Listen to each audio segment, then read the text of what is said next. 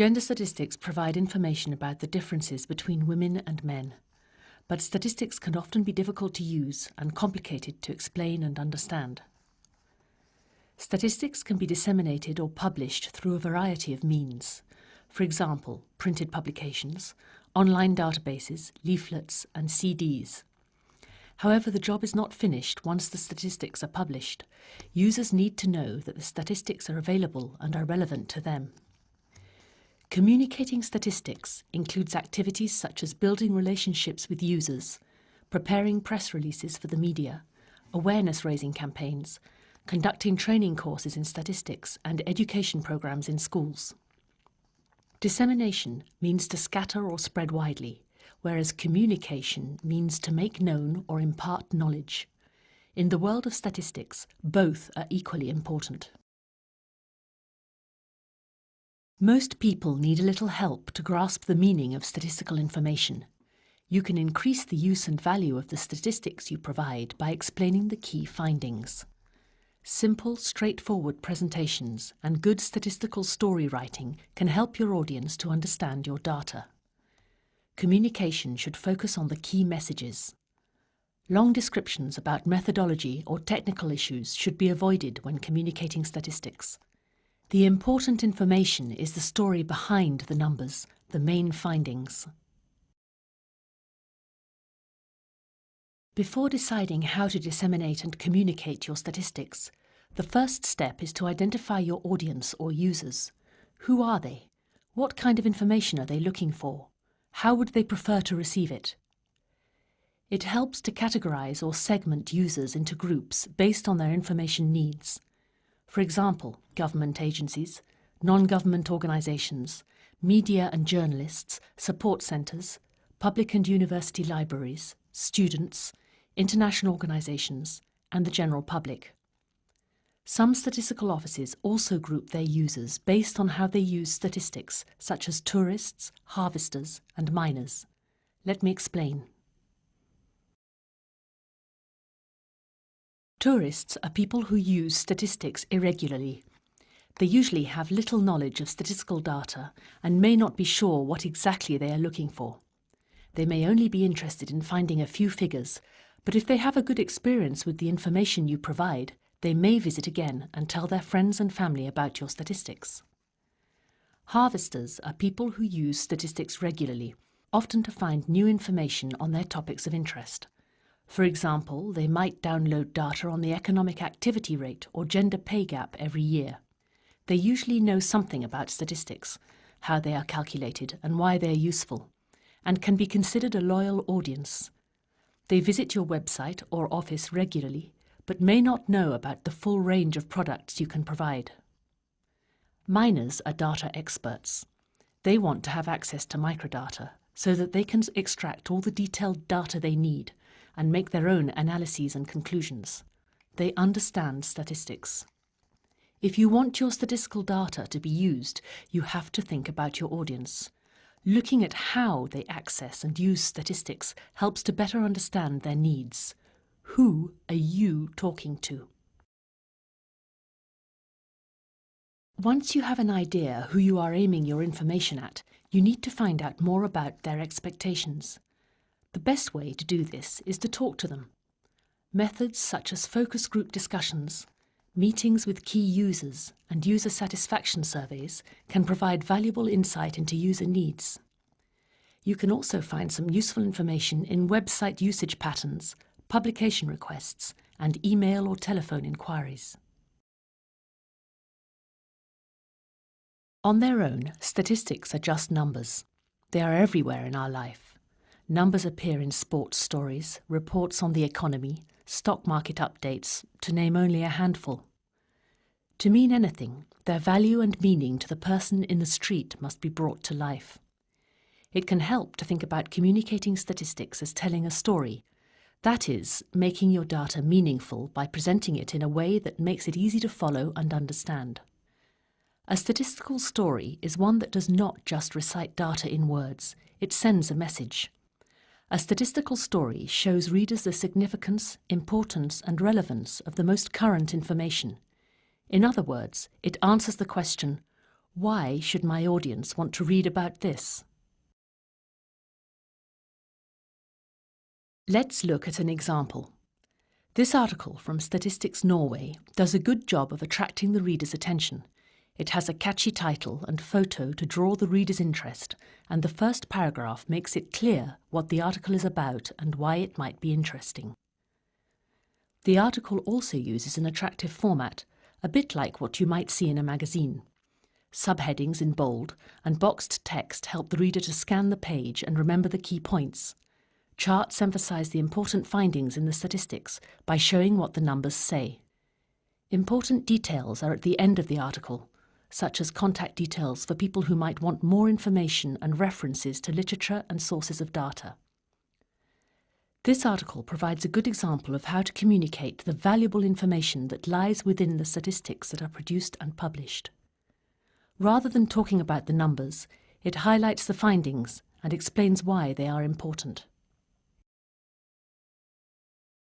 There are at least two reasons why statistical offices should tell stories about their data. First, the mandate of most offices is to inform the general public about the population, society, economy, and culture of the nation. This information should guide citizens in doing their jobs, raising their families, and making many other decisions. The mandate to inform is often visible in mission statements of statistical offices.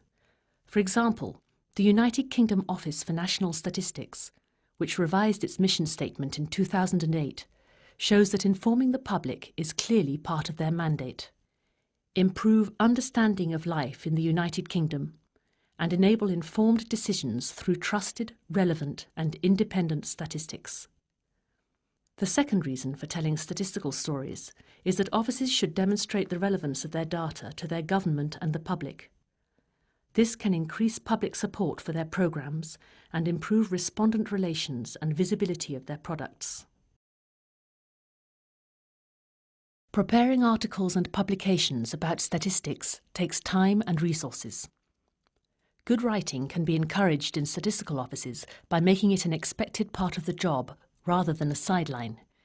It can also help to set goals, such as a number of stories to be written each year, reward good writers for the best headline or most contributions, explore techniques for building enthusiasm for writing, show staff the results of their writing by posting newspaper or magazine coverage initiated by their stories on an office bulletin board, and provide training.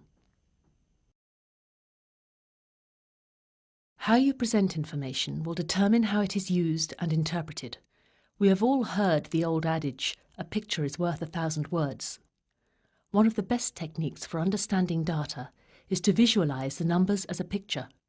This can make it far easier to see patterns in the data, and it can highlight patterns that may otherwise be hard for users to identify. You can visualize data in many different ways, from simple bar charts to more complex scatter plots, thematic maps, and animated population pyramids. Readers can easily understand visual presentations. Tables are useful for presenting numbers, but often charts are a more powerful way to communicate a message. Let's look at an example. This table shows the economic activity rate in the Czech Republic in 2008.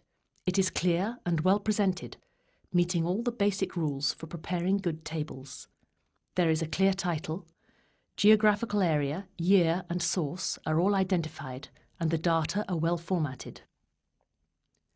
Although this is an example of a good table, the message it is trying to convey, that is, the difference between the economic activity rate of women and men, may be easier to grasp if it was presented as a chart.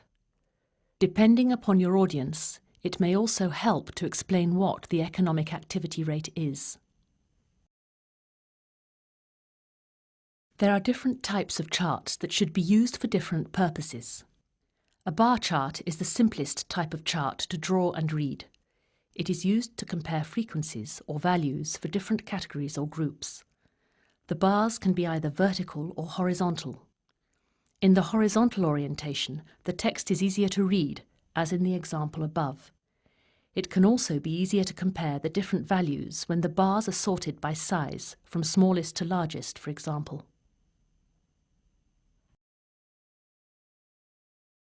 A line chart is an effective tool for visualizing trends in data over time and is the most appropriate type of chart for time series. As this example shows, presenting changes over time in a bar chart makes it hard to distinguish the message clearly. When looking at the same values displayed as a line chart, it is much easier to see the patterns and remember the main message. Pie charts show the percentage distribution of several categories within a whole, and therefore the values must always add up to 100%. Pie charts are recommended only when there is a small number of categories, usually less than 6, and there is a reasonable difference between the values so that the reader is able to distinguish between the segments. Where the segments are too similar in size, it is difficult for the reader to see the differences. Look at this pie chart. Which of the 5 segments is the largest and which is the smallest? Presented as a bar chart, the difference between categories is much clearer. No matter which type of chart you are producing, you should always include a short, concise title that explains what the chart is about, labels on both axes to identify the units of measure, and the source of the data. It can also be useful to include grid lines to guide the reader's eye when comparing values, data labels to clarify different categories and values, and footnotes to provide definitions of terms and explanations that will help the reader understand and use the information correctly. The presentation of statistics through tables, charts, and maps requires time and expertise to do well. Many statistical offices have style guides which clearly explain the standards staff should follow when presenting statistics in publications and official documents. These guides provide detailed recommendations down to which colours and fonts should be used for titles and labels.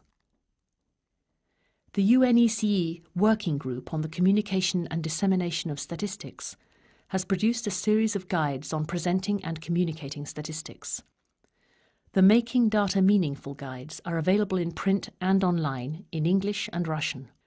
Part 2, a guide to presenting statistics, provides advice on getting the message across through clear and well-written text, gives an overview of the visualization of statistics, and explains in detail how to produce good tables, charts, and maps.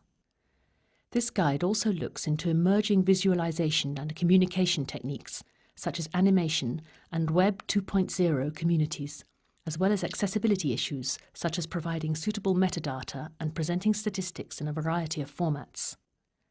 The Making Data Meaningful guides can be downloaded from the UNECE website, and printed copies can be obtained by emailing your request, including your postal address, to support.stat@unece.org.